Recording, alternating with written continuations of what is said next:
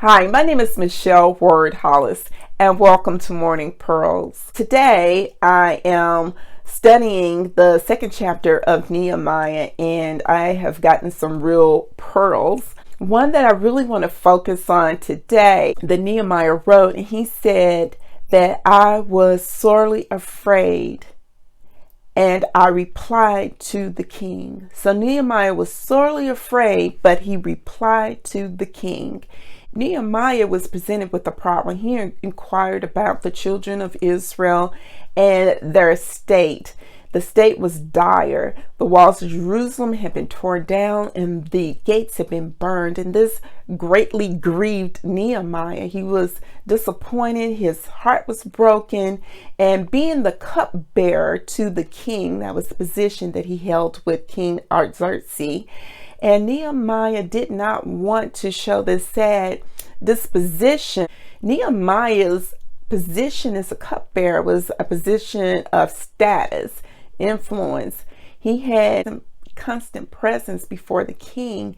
And so, of course, the king could perceive Nehemiah's disposition as one of ungratefulness, of not being pleased with his position of status. The king could have seen it as Nehemiah not being grateful for where he was and the things that his status had garnered him, the favor that he had with the king.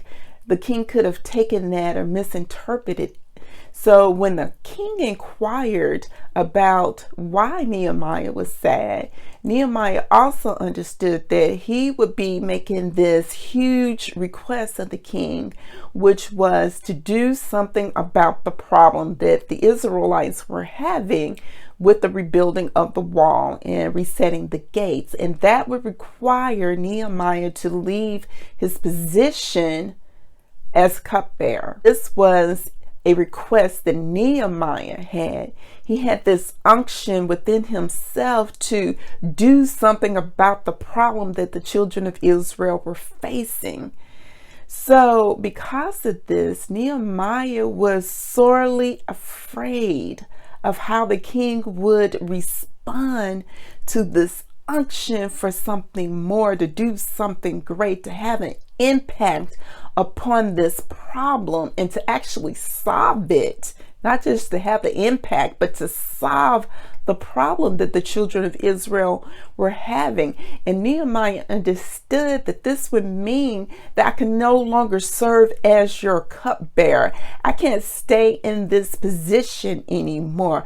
The unction within me makes me want to function on a different level. So I'm asking for permission to leave this level so that I can go into another level, a higher level, as leader of the Israelites in order to build this wall, to rebuild the walls, to rebuild the gates, to act as their governor. And so this was not something light. And so that's why he had the fear. And isn't it true, even examine my own life, so often it's true that when we're having that unction to move into a higher realm or to do something greater, when we feel that interprompting within ourselves to stretch out and to launch out and to have an impact and to take a stand, to have greater influence, that sometimes that fear comes up. But I like what Nehemiah did. He said, I felt the fear, but I acted anyway. Despite the fear, I still asked the question. Despite the fear, I still took the action. Despite the fear, I still launched out. Despite the fear, I still took the risk. And so often that's what we have to do. Despite the fear.